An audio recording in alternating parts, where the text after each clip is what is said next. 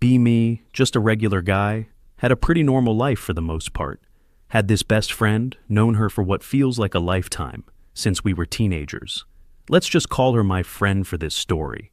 For years I was the classic idiot, totally into her. She was smart, funny, passionate about her beliefs, and I thought she was amazing. We spent a ton of time together, basically inseparable. The problem was, for her, I was just the buddy, the reliable one, the fixture in her life. I was okay with that for a long time, figuring maybe one day she'd see me differently. Spoiler alert, that was some top-tier wishful thinking. The dynamic of our friendship really started to show its true colors a year or two ago. It began subtly, but then it became a pattern. I remember this one night. It was super late, maybe 1 a.m. on a Tuesday. I was about to go to sleep, had to be up early. Phone rings. It's her. I answer, and she's sobbing, completely hysterical. My first thought is that something terrible happened, like a family emergency. Nope. The guy she'd been seeing for a grand total of 3 weeks had just ghosted her. He wasn't replying to her texts. For the next 2 hours, I sat there on the phone, listening to the whole saga, every detail of their last date, every text message analyzed for hidden meaning. She went on this massive rant about how he was a textbook narcissist, how he was afraid of emotional intimacy and probably had a fragile ego. All these buzzwords she picked up from somewhere. She kept saying that men were raised to be emotionally stunted and that it was a symptom of toxic masculinity. My job was to just sit there and agree. You're right. He doesn't deserve you. You're too good for him. I dispensed these lines like a vending machine. By the time we hung up, it was past 3 a.m. and my ear was hot from the phone. I was exhausted, but I told myself that's what best friends do. That was just the start. That kind of thing became the norm. A week later, my lunch break gets interrupted by a frantic call. Her car had broken down and was at the shop, but she needed a ride back to her apartment. The mechanic's garage was on the complete opposite side of town from my office. She couldn't possibly take the bus. It was gross and inconvenient. So I spent my entire 1-hour break driving through traffic to pick her up. The whole car ride, she complained. Complained about the mechanic, said he was trying to mansplain the engine problems to her. Apparently, he was being condescending by explaining what a serpentine belt was. She felt he was treating her like she was stupid just because she was a woman. I just nodded along, keeping my eyes on the road, dropped her off, didn't even get a real thank you, more of a thanks talk later, as she slammed the door. I got back to my desk late, with a stomach growling because I'd skipped lunch. It was a constant stream of little things like that. She'd text me pictures from a dressing room, asking for my opinion on an outfit for a date. I'd give my honest thoughts, and she'd almost always do the opposite. She'd then tell me my choice was wrong and that I didn't understand fashion. Then why ask me in the first place? One weekend, she bought a massive, complicated bookshelf from one of those Swedish furniture stores. Guess who got the call to come over and build it? I spent about 4 hours on her living room floor with a tiny Allen key and a confusing diagram of parts.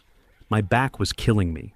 The entire time, she was on her couch, scrolling through her phone. She'd occasionally look up and say something helpful like, "Are you sure that piece goes there?" Or she'd complain that the instructions were clearly written by men for men because they were illogical. When I was finally done, covered in sweat and sawdust, she announced she was ordering pizza to celebrate. A nice gesture, I thought. The pizza arrives. The delivery guy is at the door. She turns to me with a sheepish look and says, "Oh my God, I totally left my wallet in my other purse. Can you get this? I'll pay you back."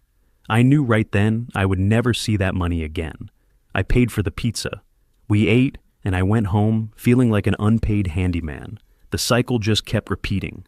Every time a new guy from a dating app disappointed her, I was the one who had to pick up the pieces. My phone became her personal diary for dating horror stories.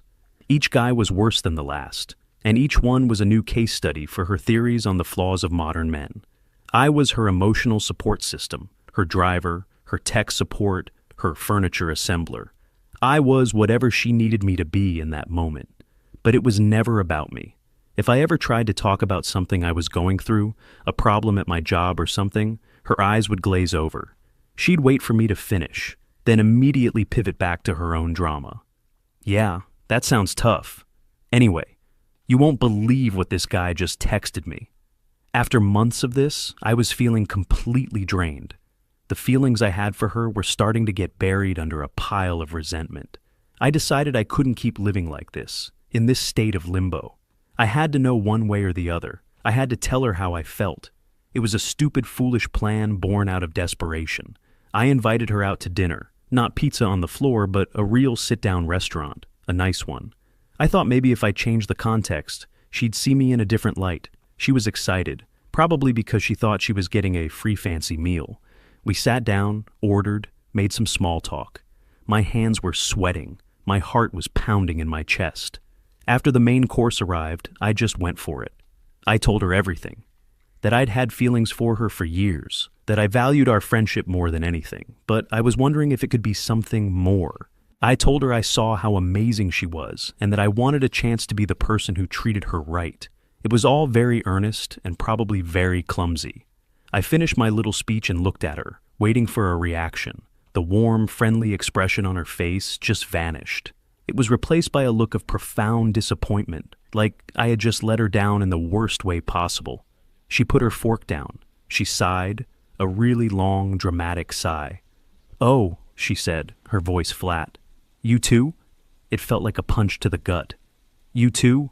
Like I was just another guy in a long line of disappointments. Then came the lecture. She told me she was so disappointed in me. She thought I was different, that I was one of the good ones. She explained that by introducing romantic feelings, I was fundamentally changing the dynamic of our relationship. That I was trying to turn our pure, platonic friendship into something possessive and transactional. She said she cherished our friendship because it was her safe space, a place where she didn't have to deal with the pressures of male expectations. And now I had violated that space. She told me that men always ruin things by making it about physical attraction. The final nail in the coffin was when she looked at me with this pitying expression and said, "I love you as a friend. You're my best friend. Please don't make this weird." I was completely crushed, not just rejected, but made to feel like I was a bad person for having feelings. The rest of the dinner was agonizingly silent. When the check came, she just looked out the window as if she didn't notice it. I paid. Of course I paid. The car ride back to her place was the quietest 10 minutes of my life.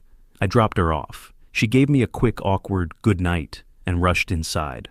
I drove home in a daze. When I got back to my apartment, I just sat on my couch in the dark for about an hour. I replayed the entire conversation in my head. Her words echoed, safe space, violated, you too, and then something inside me just snapped.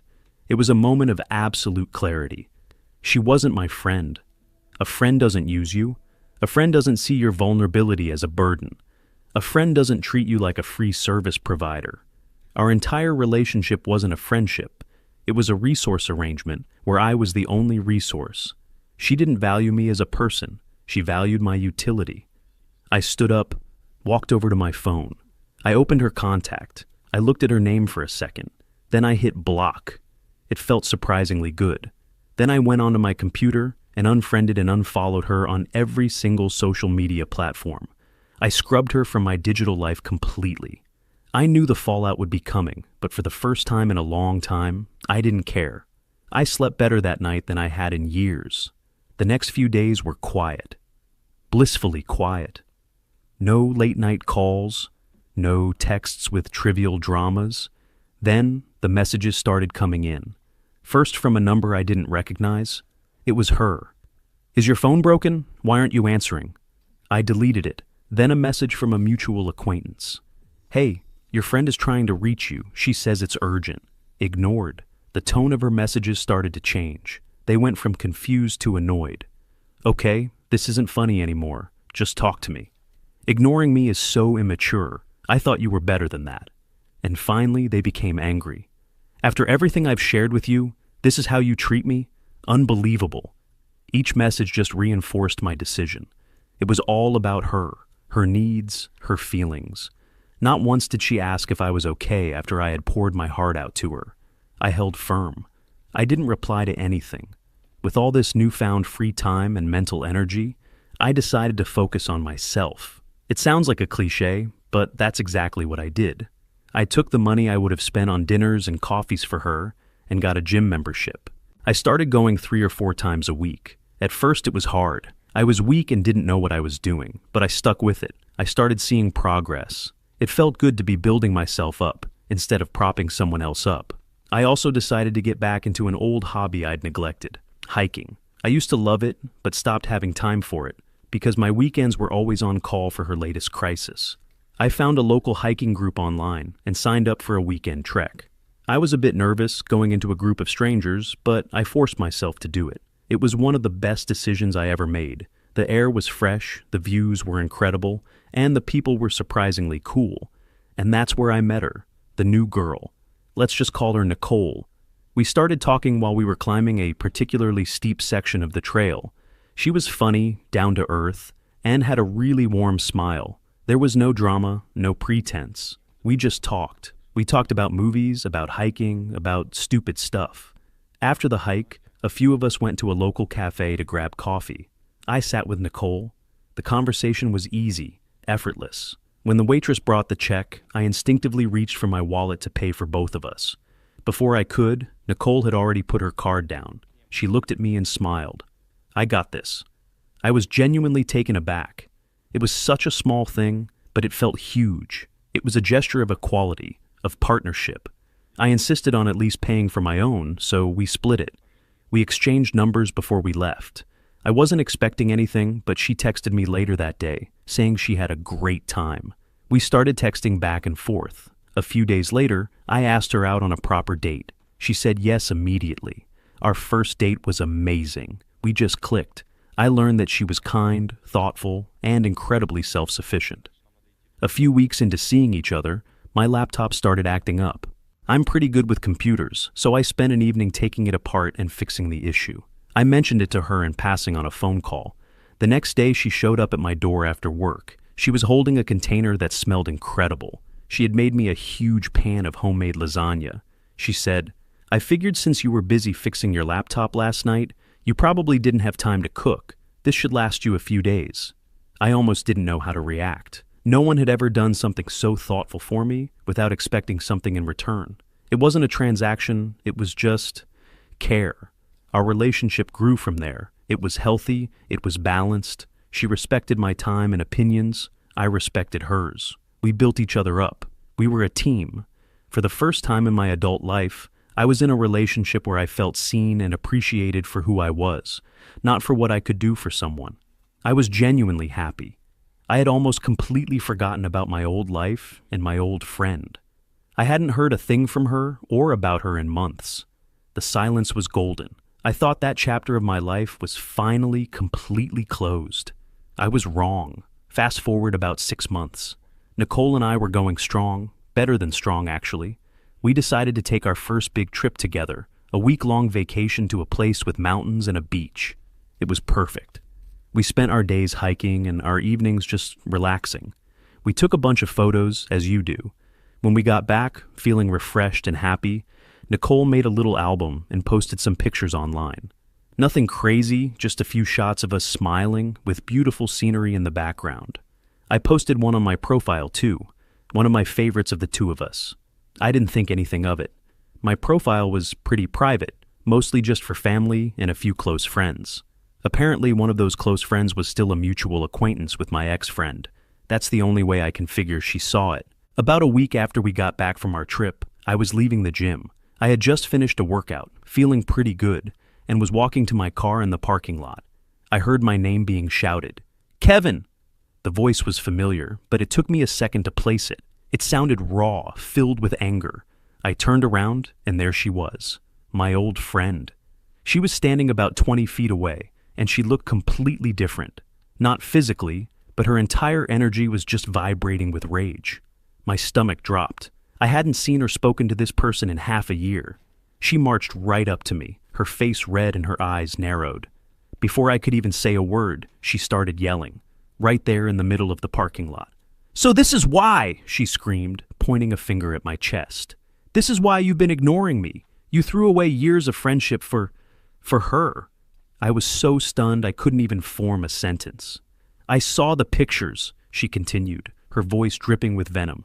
"You, on vacation with that Barbie doll." I finally found my voice. "What are you doing here? How did you even find me?" "It doesn't matter," she shot back. What matters is that you're a backstabbing coward. You abandoned me. Her use of the word abandoned was what really set me off. Abandoned you? I said, my voice dangerously calm. Are you serious right now? The absurdity of the situation was starting to sink in. She was the victim here, in her mind. She went on a tirade, listing all of her grievances from the past 6 months. Do you have any idea what I've been through? She demanded. My car broke down on the highway a few months ago. I had to pay for a tow truck myself because my best friend decided to ghost me. I just stared at her. My mom got sick. She had to have surgery. I had to go through that all alone, with no one to talk to. I needed you, and you were gone. Every complaint was an emergency that, in the past, would have had me dropping everything to run to her side. She finished her rant with the most incredible line of all. I trusted you, she said, her voice cracking with fake emotion. I told you everything, and you just threw me away like I was garbage the second someone better looking came along. For a moment, I felt that old instinct kick in, the urge to apologize, to make it better. Then I looked at her face, contorted with self-pity and entitlement, and the feeling vanished. A cold wave of clarity washed over me, even stronger than the one I'd felt 6 months ago. I took a deep breath. You're right about one thing, I began, my voice steady. I did find someone better. Her eyes widened in shock, not expecting me to fight back. But it's not for the reason you think. It's not about looks. Our friendship, I said, making air quotes with my fingers, was a one-way street. It was all about you, all the time. When did you ever call me just to see how I was doing? When did you ever ask about my life and actually listen to the answer? She opened her mouth to protest, but I kept going. For years, I was your personal assistant, your chauffeur, your therapist, your handyman, and I did it because I cared about you. And what did I get in return? You made me feel like a burden for having feelings for you. You lectured me about violating your safe space because I dared to be honest. I took a step closer. You talk about your car breaking down. How many times did I drive you around? How many times did I help you with things and never asked for a dime? You talk about your mom being sick. That's terrible, and I'm sorry to hear that. But when my dad was in the hospital a few years ago, I mentioned it to you once. You said, that sucks, and then immediately started talking about some guy who sent you a weird message on a dating app. She flinched. She remembered. The difference between you and Nicole, I said, my voice losing its anger and just becoming tired, is that Nicole is a partner. I support her, and she supports me. It's a two-way street. It's called respect. You don't know the first thing about respect, because you're too wrapped up in your own world to see anyone else as a real person. You didn't lose a friend, I said, delivering the final blow. You lost an employee who finally decided to quit. She just stood there, speechless. Her face had gone pale. All the righteous anger had drained out of her, replaced by a stunned, hollow look. She had no comeback. There was nothing she could say, because she knew every word I said was true. I didn't wait for a response. I just turned around, got in my car, and drove away. I watched her in my rearview mirror, a small, pathetic figure shrinking in the distance. Driving home, I didn't feel angry anymore. I just felt free. A huge weight that I didn't even realize I was still carrying had just been lifted off my shoulders for good. When I got back to my apartment, Nicole was there.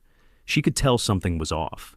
She asked me what was wrong. I told her the whole story, everything, from the years of one-sided friendship to the confrontation in the parking lot. She listened patiently, without interrupting. When I was done, she didn't say, "I told you so," or "she sounds crazy." She just came over, gave me a long hug, and said, "I'm sorry you had to go through that, but I'm really glad you stood up for yourself." And right then, I knew I had made the right choice. That was the end of it, at least for me. I did hear about her one last time, a few months later. That same mutual acquaintance ran into me at a coffee shop. He looked awkward, but he told me a little bit about what happened to her after our confrontation. Apparently, she had tried to rally our old friend group to her side. She told them this sob story about how I had betrayed her and broken her heart. At first, some of them were sympathetic, but then her behavior got more and more erratic. With me gone, she had no central support system, so she started leaning on everyone else all at once.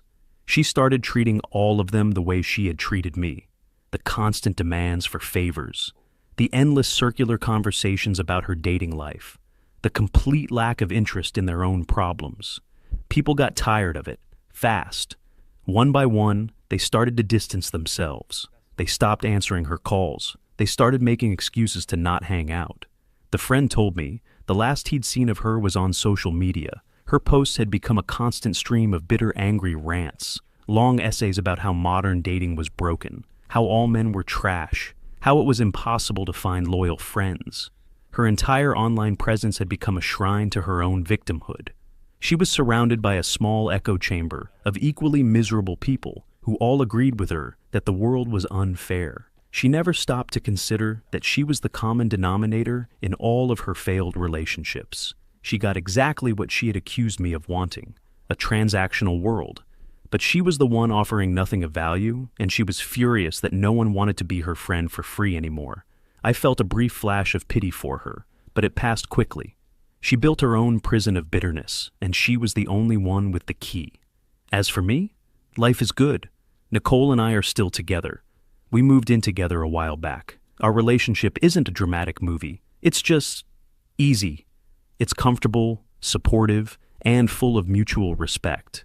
It's amazing how much your life can improve when you cut out the one person who's been draining all your energy.